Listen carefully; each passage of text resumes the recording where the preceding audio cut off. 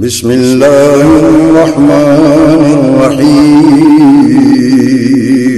شروع اللہ کے نام سے جو بڑا مہربان نہایت رحم والا ہے۔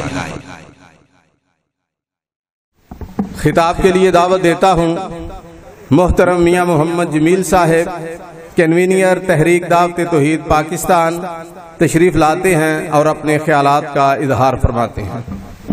اللہم لک الحمد حمدا کثیرا طیبا مبارکا فیہ کما تحب وترضی۔ اللہم صلی علی محمد وعلی آل محمد وبارک وسلم۔ اعوذ باللہ من الشیطان الرجیم، بسم اللہ الرحمن الرحیم۔ یا ایہا المدثر قم فانذر ربک فکبر وثیابک فطہر والرجز فاہجر ولا تمنن تستکثر ولربک فاصبر۔ اے چادر اوڑھ کے لیٹنے والے، آرام فرمانے والے، اللہ کے راستے میں اٹھ کھڑے ہوں، کمر بستہ ہو جائیں اور اپنے رب کی کبریائی بیان کریں۔ حضرات محترم، میری گفتگو کا دورانیہ انشاءاللہ صرف 20 منٹ ہوگا۔ مجھ سے پہلے حضرت مفتی صاحب نے اور اس کے بعد ان کے بعد حضرت حافظ صاحب، حافظ عبدالغفار مدنی صاحب نے توحید اور شرک کا تقابل تجزیہ پیش فرمایا اور بڑے ہی عمدہ انداز، بڑے ہی عوامی انداز کے ساتھ انہوں نے یہ سمجھایا۔ ان کے بعد میرے اور جماعت کے شیخ محترم حضرت علامہ بدیع الدین مرحوم کے جانشین، جمعیت اہل حدیث سندھ کے امیر، اللہ نے انہیں بڑی ہی قبولیت سے نوازا اور بڑی ہمت سے سرفراز فرمایا۔ ابھی صادقہ آباد سے آ رہے ہیں، یہاں قدر تفصیلی خطاب فرمایا اور ابھی واپس پلٹنا ہے شاید کراچی کے لیے۔ اس عمر میں بڑی ہمت ہے اور یہ ہمت اللہ کے ہاں قبولیت کی ایک نشانی۔ اللہ سب کی خدمات کو قبول فرمائے۔ میں نے آپ کے سامنے اور مجھے جو عنوان دیا گیا وہ ہے کہ عقیدہ توحید کو کس طرح پیش کرنا چاہیے۔ اس کے لیے میں 3 باتیں گزارش کروں گا۔ پہلی بات تو یہ وہ دعوت اور تحریک ہے جو روایتی انداز سے بیان کرنے چلانے سے اس کے حقوق پورے نہیں ہوتے۔ اس کے لیے عظیم جدوجہد کی ضرورت،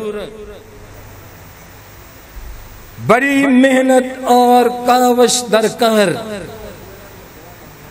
اس لیے اللہ نے اپنے پیغمبر کو براہ راست خطاب کرتے ہوئے فرمایا کہ یا ایھا المدثر قم فانذر ربک فکبر وثیابک فطہر، اے محبوب کردگار آرام کا وقت ختم ہوا، کاروبار کو چلانے کا وقت ختم ہوا، اب اللہ کے راستے میں اٹھ کھڑے ہوں، کمر بستہ ہو جائیں۔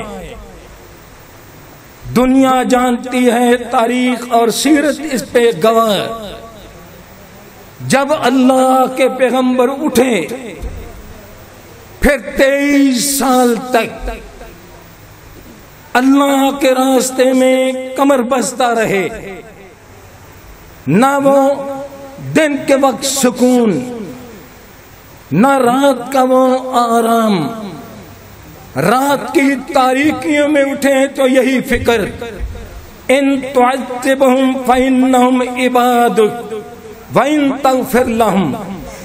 رات کی تاریکی ہے، اللہ کے قرآن کی تلاوت فرما رہے ہیں، سورہ مائدہ کا آخری رکوع شروع ہونے والا ہے، اللہ کی بارگاہ میں عرض کرتے ہیں اے اللہ، وہی بات جو عیسیٰ علیہ السلام اللہ کی بارگاہ میں پیش کریں گے، اور اللہ بغیر کسی پروٹوکول کے ان الفاظ کے ساتھ مخاطب فرمائے گا، یا عیسی ابن مریم انت قلت للناس اتخذونی، اے مریم کے بیٹے کھڑے ہو جاؤ اور بتلاؤ، کیا آپ نے اور آپ کی والدہ نے لوگوں کو یہ شرک کا سبق سکھایا تھا؟ یہ وہ آیت پڑھ رہے ہیں مگر زاروں قطار رو رہے، گویا کہ دن کو اور رات کو یہی فکر لحق، اور پھر کس قدر محنت فرمائی۔ قرآن حکیم نے کئی مقامات پہ آپ کو تسلی دی، آپ کو تشفی دی، کبھی فرمایا فَلَعَلَّكَ بَاخِعٌ نَفْسَكَ عَلَىٰ آثَارِهِمْ إِن لَّمْ يُؤْمِنُوا بِهَٰذَا الْحَدِيثِ أَسَفًا۔ اے میرے پیغمبر، آپ تو اپنی جان کو روک لگا لینے والے ہیں، اگر یہ لوگ توحید کو نہیں سمجھتے، اللہ کی وحدت کو نہیں مانتے، تو آپ حوصلے کے ساتھ چلیں۔ اور کبھی فرمایا أَلَمْ نَشْرَحْ لَكَ صَدْرَكَ وَوَضَعْنَا عَنكَ وِزْرَكَ الَّذِي أَنقَضَ ظَهْرَكَ وَرَفَعْنَا لَكَ ذِكْرَكَ۔ اے محبوب کردگار، یہ تو اللہ کا کرم، اس نے مشکل ترین دعوت کے لیے آپ کو ان شرائع صدر سے سرفراز فرمایا اور بوجھ کو ایک حد تک ہلکا کر دیا، ورنہ آپ کی کیفیت، آپ کی جدوجہد، آپ کی محنت، آپ کی فکر مندی کا حال تو یہ تھا کہ قریب تھا کہ آپ کی کمر ٹوٹ جائے۔ اہل حدیثوں، آج پہلی بات یہ ہے کہ اس کی ضرورت ہے۔ کروڑوں روپے لگا کے ہم کانفرنسیں کرتے ہیں، کرنی چاہیے، بڑے بڑے ایشو اٹھاتے ہیں، یہ ہماری ذمہ داری، مگر سب سے زیادہ محنت کس بات پہ کرنی ہے؟ ابھی شیخ محترم توجہ دلا رہے تھے، سب سے زیادہ محنت اسی ایشو کے اوپر جن کو انبیاء کرام پہلے دن لے کے اٹھا کرتے تھے، وہ ہے عقیدہ توحید۔ مسائل تو اس وقت بہت تھے، غلامی انتہا کو پہنچی ہوئی، ظلم و ستم جو اپنی حدیں پھیلا چکا، غربت اس قدر کہ غزوہ خندق کے موقع پہ پتھر باندھے ہوئے، یہ سارے کرنٹ ایشوز موجود تھے، مگر کسی پیغمبر نے اپنی دعوت کا آغاز کسی اور ایشو سے نہیں کیا، اسی سے کیا ہے۔ وَمَا أَرْسَلْنَا مِن قَبْلِكَ مِن رَّسُولٍ إِلَّا نُوحِي إِلَيْهِ أَنَّهُ لَا إِلَٰهَ إِلَّا أَنَا فَاعْبُدُونِ وَلَقَدْ بَعَثْنَا فِي كُلِّ أُمَّةٍ رَّسُولًا أَنِ اعْبُدُوا اللَّهَ وَاجْتَنِبُوا الطَّاغُوتَ فَمِنْهُم مَّنْ هَدَى اللَّهَ ومنهم من حقت عليه الضلالة فسيروا في الارض فانظروا كيف كان عاقبة المكذبين. اس پہ محنت کرنی. آؤ تحریک دعوت توحید نہ تو کوئی باقاعدہ جماعت، نہ ہماری کوئی رکن سازی، نہ ہم کسی سے کوئی چندہ مانگتے ہیں، اور ہم اپنے پروگراموں میں تمام جماعتوں کی نمائندگی رکھتے ہیں تاکہ جماعت کو یہ پیغام ملے کہ یہ کوئی الگ دھڑا نہیں ہے. چندہ لینا مسجدوں اور مدرسوں کے لیے، جہاد کے لیے کوئی گناہ نہیں، یہ سنت ہے. مگر ہم نے یہ طے کیا کہ ایک تو الگ دھڑا نہیں بنانا، دوسرا اس کے لیے چندہ مانگنا تو بڑی دور کی بات، قبول نہیں کرنا.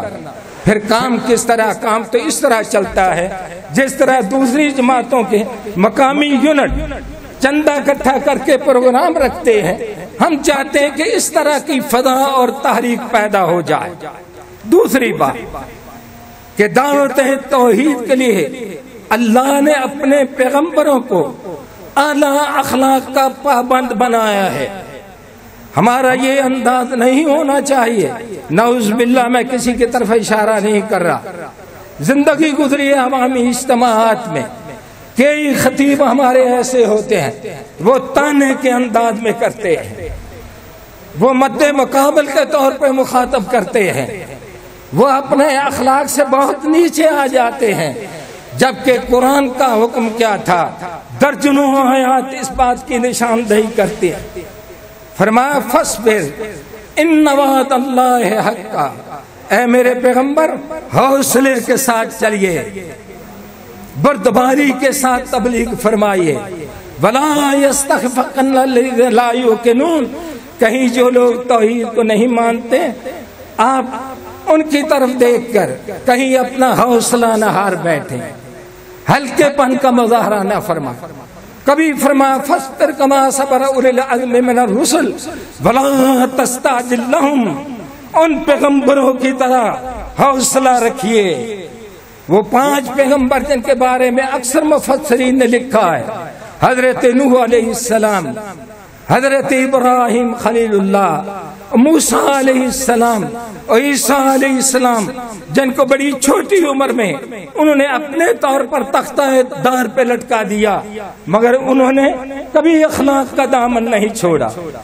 ہمارے پیغمبر کو براہ راست مخاطب فرمایا ادعو الی سبیل ربک بالحکمت والموعظۃ الحسنہ وجادلہم باللتی ہی احسن. اے محبوب کردگار، پیار کے ساتھ، دانائی کے ساتھ، محبت کے ساتھ اپنا بناتے ہوئے اللہ کی توحید لوگوں کے سامنے پیش فرما. آج ہمارے اسٹیج کے اوپر، بالخصوص عوامی سٹیجوں کے اوپر بڑا فقدان ہے. 3 صوبے اس بیماری سے بچے ہوئے. مجھے بھی ہر سال جانے کا موقع ملتا. صوبہ سندھ کے اندر سٹیج کے اندر بڑی متانت ہے، بڑی سنجیدگی ہے، اور علم کے حوالے سے تبلیغ اور ابلاغ کیا جاتا ہے. اس میں حضرت علامہ پیر بدیع الدین شاہ صاحب اور شیخ محترم اور ان کی جماعت کا ایک منفرد کردار ہے. بلوچستان کے اندر جانے کا موقع، اور سب کو جانے کا، جہاں مدنی صاحب بھی تشریف فرما ہے، سب کو جانے کا موقع.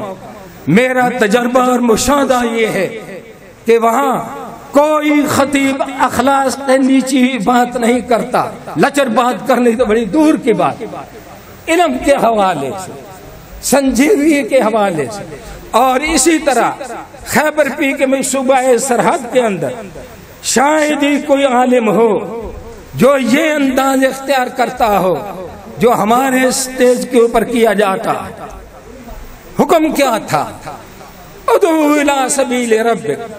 پھر فرمایا ولا تستوی الحسنۃ والسیئۃ ادفع باللتی ہی احسن. اور میرے خطیب، برائی اور اچھائی برابر نہیں ہوتی. نیکی اور گناہ برابر نہیں ہوتے، مومن اور مشرک برابر نہیں ہوا کرتا، مجرم اور صالح کردار برابر نہیں ہوا کرتے، لہذا ہمیں بھی اس کا خیال رکھنا چاہیے۔